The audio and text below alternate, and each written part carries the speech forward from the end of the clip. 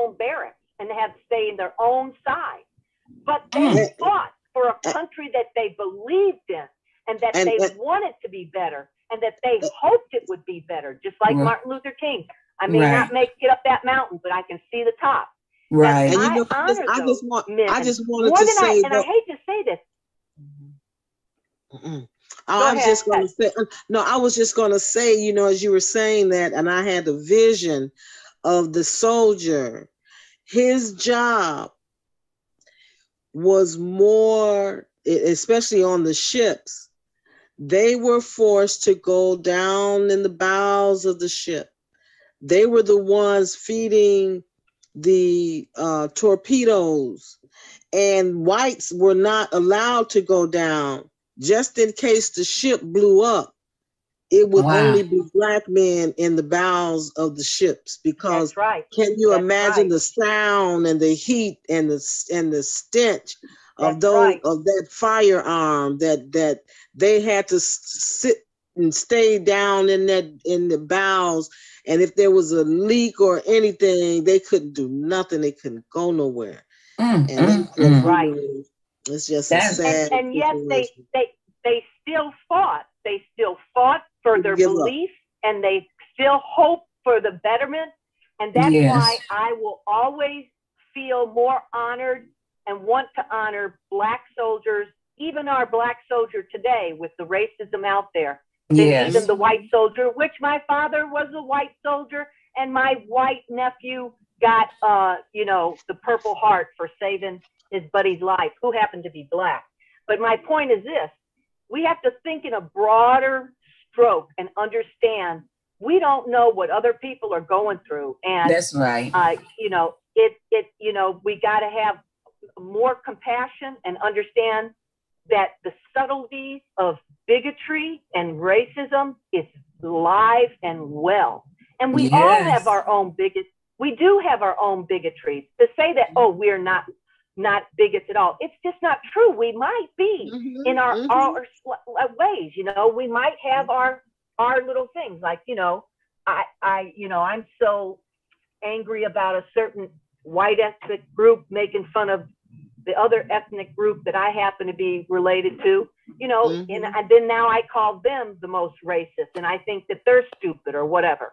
But the hurts that you get in your life make you bigotry, that make you be a bit bigot. You know what I'm saying? Yes. And we have to fight. Even little kids in school, they learn it. Yes. And that's when they start learning it. And I think the worst thing that's happening in our city is that we're seeing too many little girls, Black girls, getting killed, Black boys getting killed at age 11, 12, etc., 16, whatever. And it's wrong. And I think that we should have a Bill of Rights that says the Bill of Rights should allow for every child in our Chicago to live unafraid, to walk to school, unafraid to sit on their porch, unafraid to do so many things, and to have the right to grow up. The right to grow up without being maimed. They have the right to grow up without being fearful. And we need a Bill of Rights for these children. And to fight you know what angers me about that, you guys,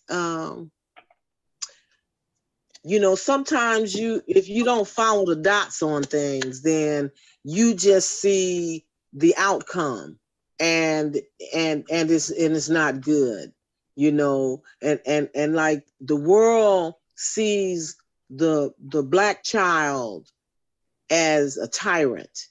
They are depicted in news articles and publications, and the majority of the stories that you do see are that of just out of control Black youth. And so when I think of someone like Emmanuel, our past mayor, who's demolished, now, where he is now. the school. Yes, I know. He's in Paris. and he is he in Paris or he in Japan?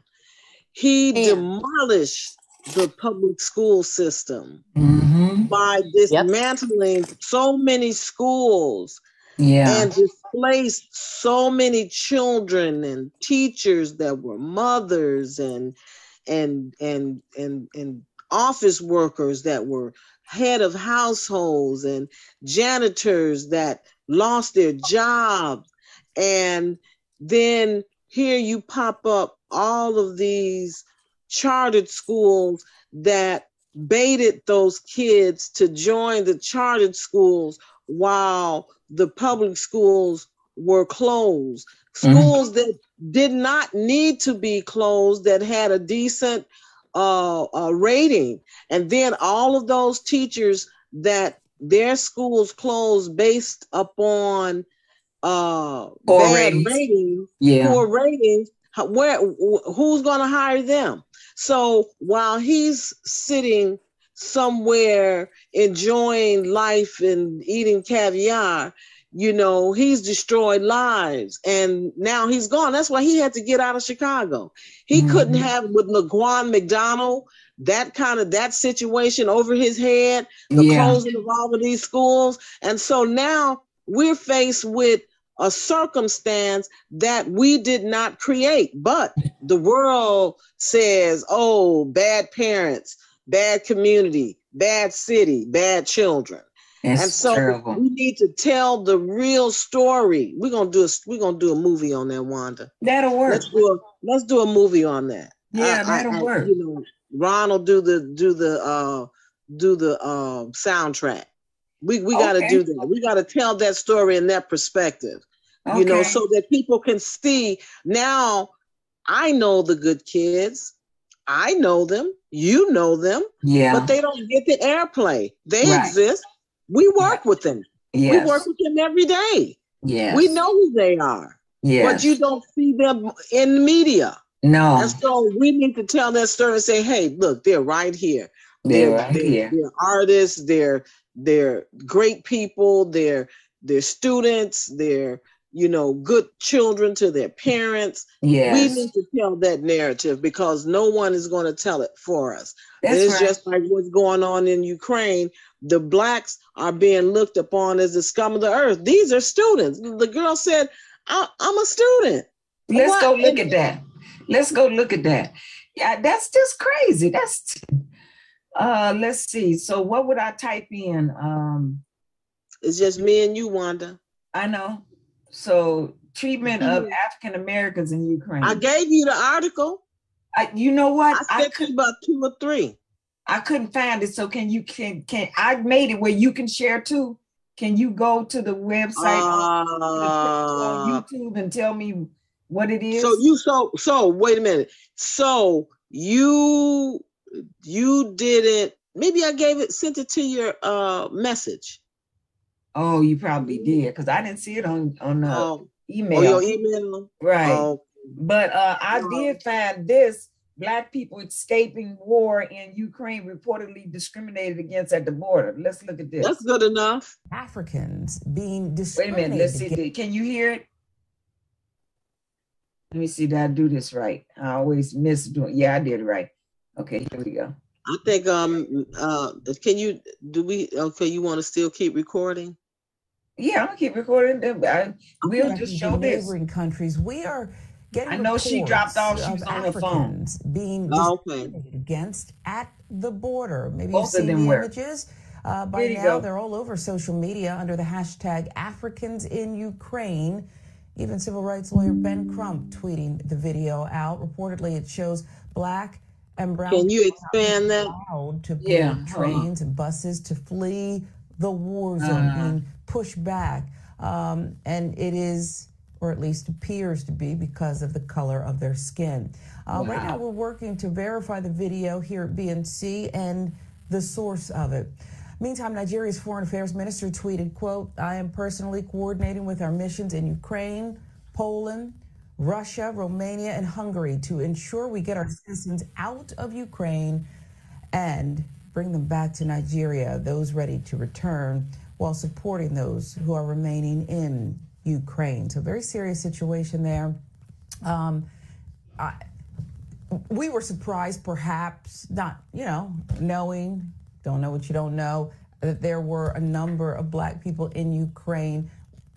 I speak for That's why I said one of us is surprised that I didn't even know there was no Black people over there. Yeah. That, racism exists. Absolutely. And persists.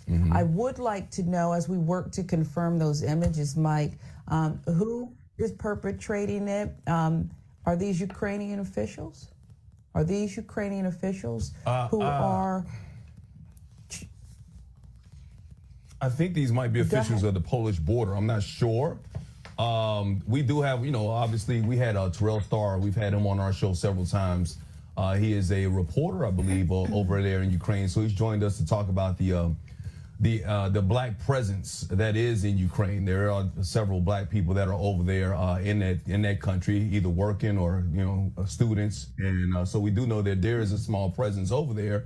But as far as the racism is concerned, when it comes to that, we think it's the Polish government that's stopping them from entering that country because it's to the north of Ukraine there. We don't know exactly. Like you said, we still have to confirm the source of the video. But when it comes to racism, obviously, I think we're not going to be shocked about it because racism isn't an American thing. Racism is a global thing. It just happens to be very prominent in this country because of the mixture of Blacks and whites over here. I think if you had the same situation, you see that in England sometimes, you see it a lot of soccer games. You see it, obviously, we had the issues we had in South Africa.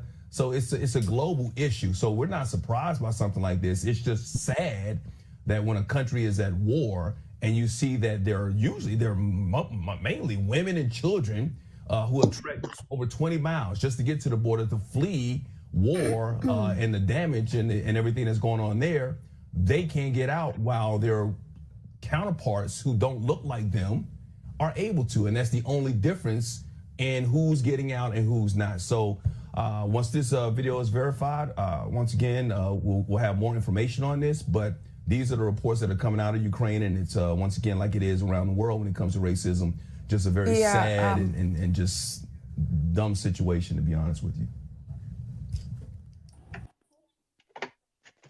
That's sad. That's sad.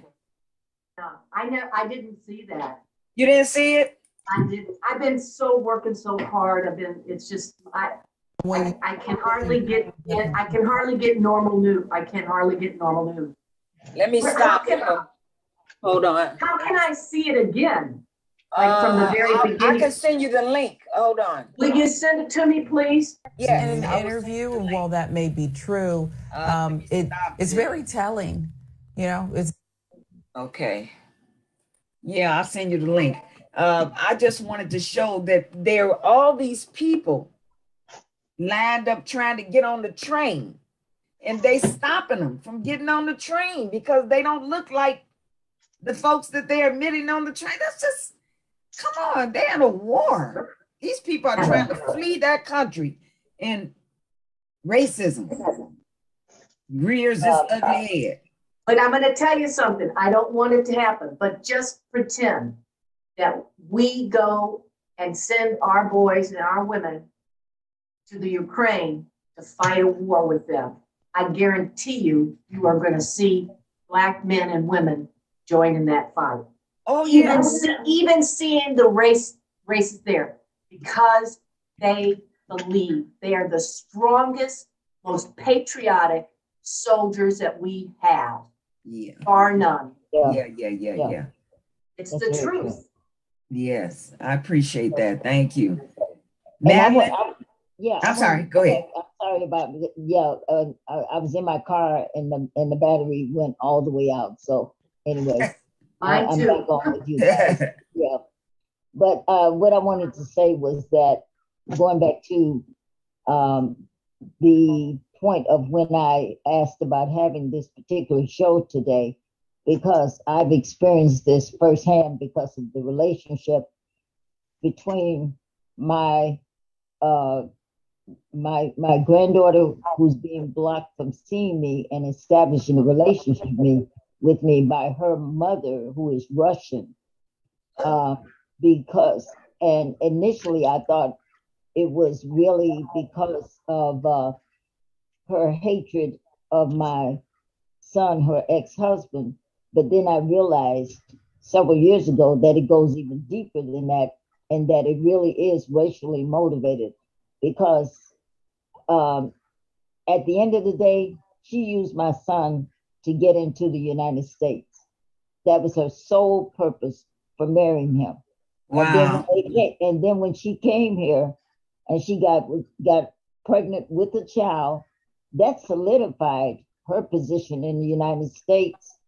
And when my son and her split up, she told the divorce, this is the information I got from my son, was that she told the divorce attorney that he deserted the family, which was not true. But that's what she did in order to expedite the divorce. Okay. But by that time, she was well positioned in the United States. She had a child. She also has, and she's no dummy. I mean, she got a master's in elementary ed while she was living in Russia. And initially, you know, she had to kind of find a way to make her way in the United States. But then once she did, I saw on LinkedIn, in fact, where she got some really good positions. She's gotten really great positions since she's been living here. So, you know, she knew what she was doing. And unfortunately, I think my son could not see, to use the expression, the forest for the trees. Yeah. He really thought that was a love relationship, but that's not what it was about at all. And right. So her blocking me wanting to experience a relationship with my granddaughter just goes to the depth of what her thinking is. And at this point, I found out where my granddaughter is working now that she graduated from Michigan State. And I decided I'm going to go, she's in the Chicago area, I know that. And I'm going to go to her job. I'm just going to show up there. Okay. And I'm going to say, hello, I'm your grandmother. Okay? I'm your grandmother. You can't change that. On the African American side, okay. and I'm going to put this out in the media about what her mother is doing. I guess, you know, there are things about that relationship of that she does not want. My granddaughter's, her name is Yana. Her mother does not want to. She fears that if I reestablish the relationship with my granddaughter, that Yana is going to find out things about that marriage and what her mother was really about, that she would not want her daughter to know. Right. And frankly, can I ask you, hey, Madeline, yes. Can I ask you, when did you lose touch with your granddaughter? How old was she? She was, let me see, she was born in 1998. So the last time I saw her was in December of 2009. Wow. Okay. So she was only 10, right? Yes, that's when yes. Now listen, why didn't she try to reach out to you? She doesn't know where you are, right? Well, she doesn't know where, but here's the ugly thing about this.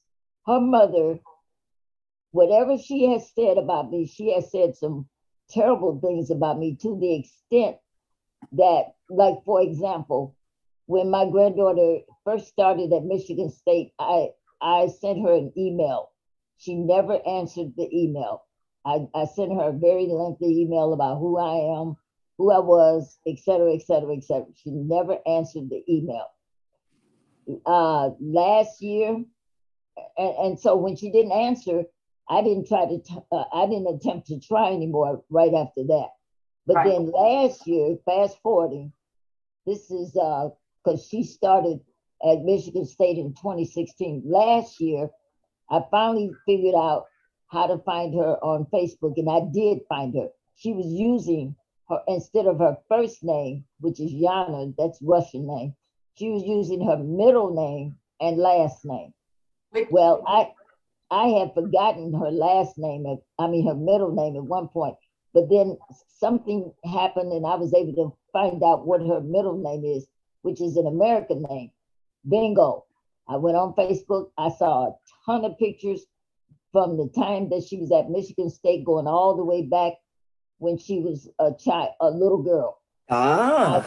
Now, Madeline, let me ask, does she have any relationship with her father? Is her father trying to get her on Facebook?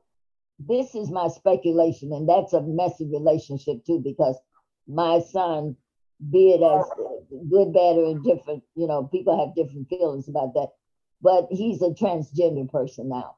He's not okay. Really, yeah.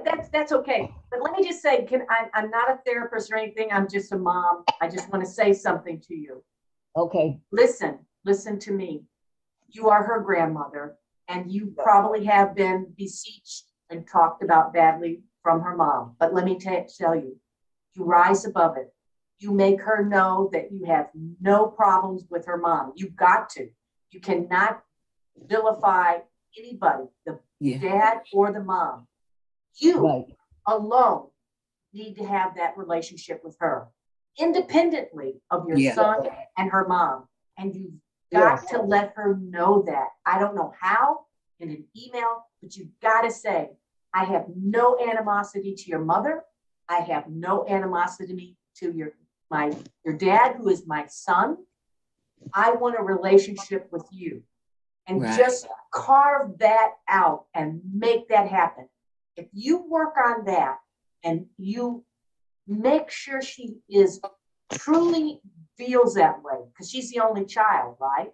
Right, that's correct. That's all you got to do, is you got to really work on mother, father. No, they're not bad. Right. Grandmother, good.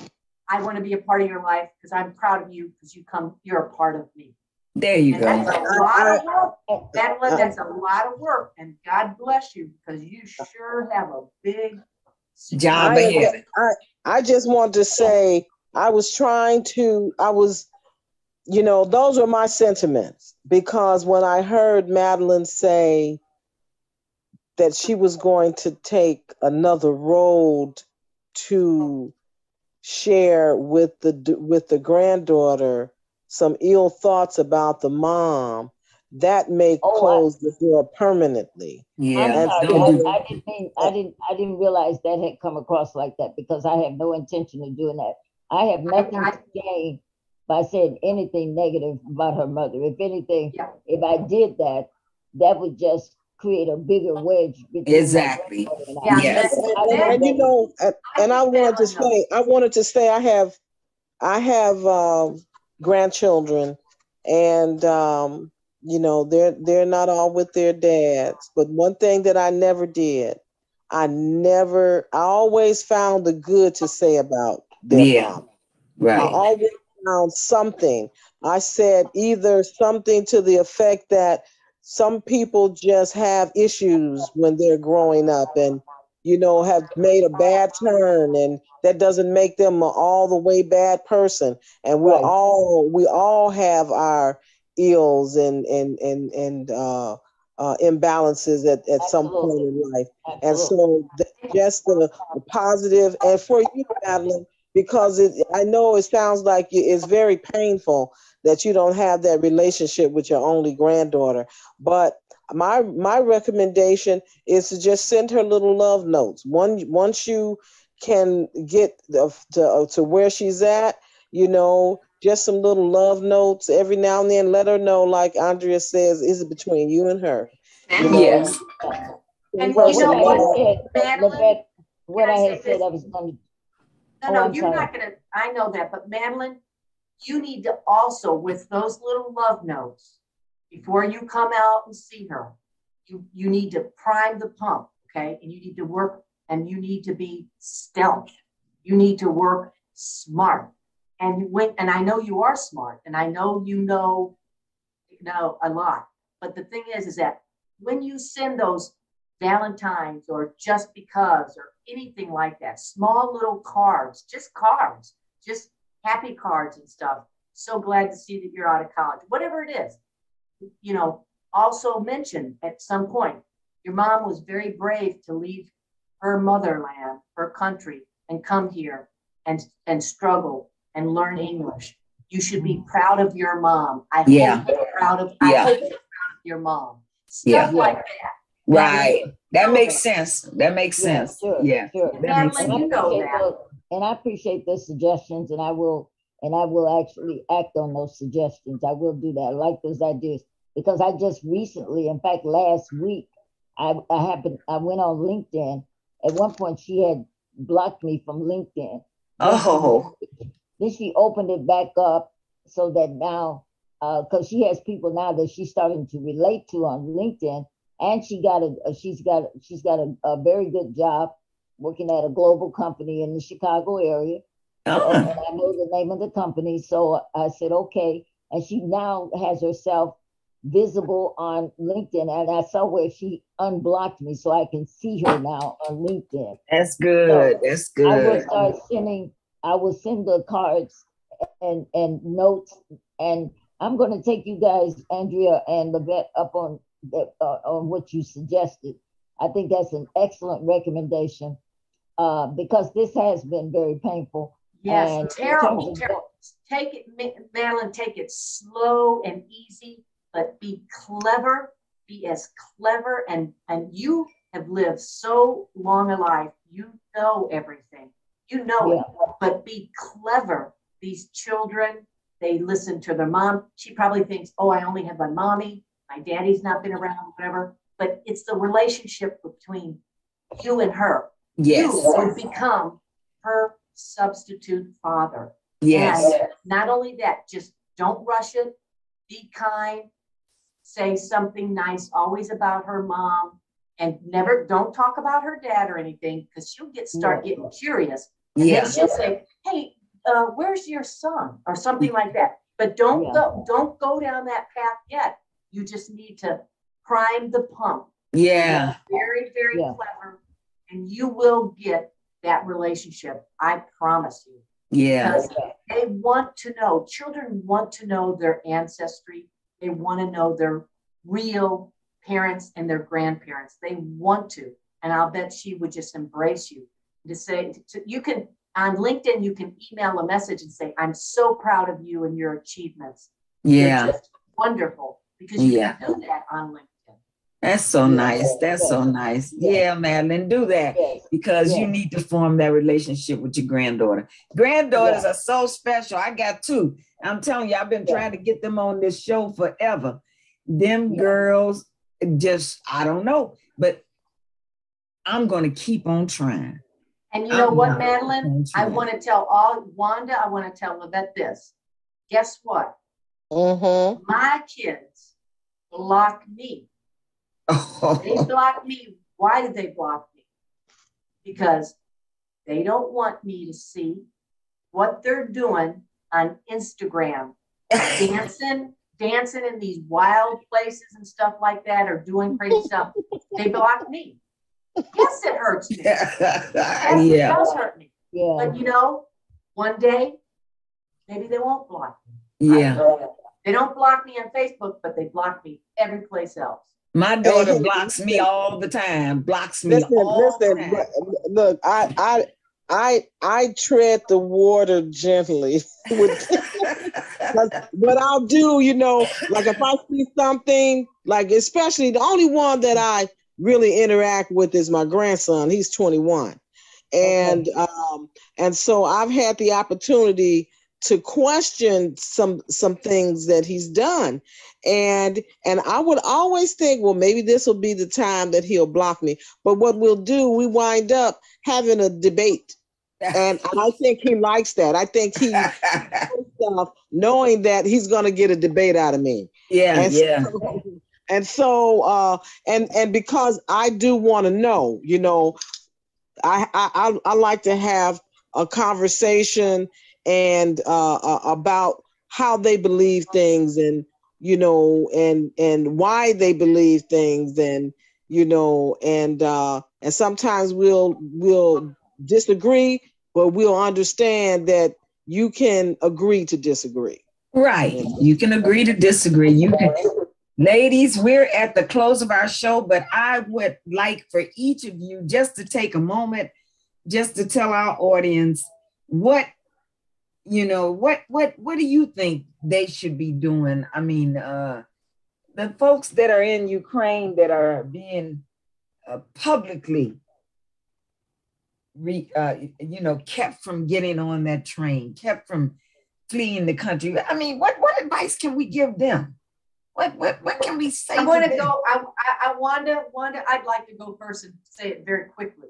Okay. If you watch many Holocaust movies and stuff, people in war are vicious. Yeah. And even in the Holocaust, Jews ratted out other Jews, pretended they weren't Jews, and their neighbors for 30 years went to Auschwitz. In the time of war, you are fearful and you will not be normal. And yes, your racist tendencies will come out. And we saw this in so many times in global problems. War brings out the worst, people panic, and yes, it's there that way. Understand all of the mechanics behind all of this, and just pray on it. Pray for those people. Yeah. Pray for those Africans that are in Ukraine to get out of that country. Yes. Every way they can. Any way they can. Yeah. It's a difficult situation. Yes, it is. Yes. What about you, Lavette? What say you? You know, one thing for sure, it's not all the people, you know, that are feeling that way. Right. But the privilege knows that you're in front of the line. Yeah. There's no one that's saying, well, I'm white and I know it's not right to do these Africans like this, so you can take my spot. Yeah. So privilege, sometimes that's what racism is when you know it's not right and you don't say anything. Yeah. And so I think that what we as a humanity need to do is we need to do what the Million Man March was about, and the Million Woman March was about, and the March on Washington, and I'm not saying that you just have to go march, but I think the prayer and the hope of sharing love, you know, and breathing out love, and knowing that it's going to take all of us to feel love and to give love to overcome evil. Yes. That's a true statement. Madeline, I'll let you close us out. I wish you the greatest opportunity to meet with your granddaughter and to share your love for her with her, and to help her to understand that things happen for a reason, but today the reason that things are going to happen for her is because you're going to reach out to her and you're going to make sure she knows you love her. And Madeline, you are the healer. Yes. You are the mediator. You are the healer. You are the bright light in her life. Yes. She knows nothing about. That's right. Right. And I love that. And I love you ladies. Thank you for sharing. I'll send you the information about the video. And everybody have a great night. Got another show. Good night. We're gonna close. Okay. Thank you. Bye-bye. Take care, everybody. Bye-bye.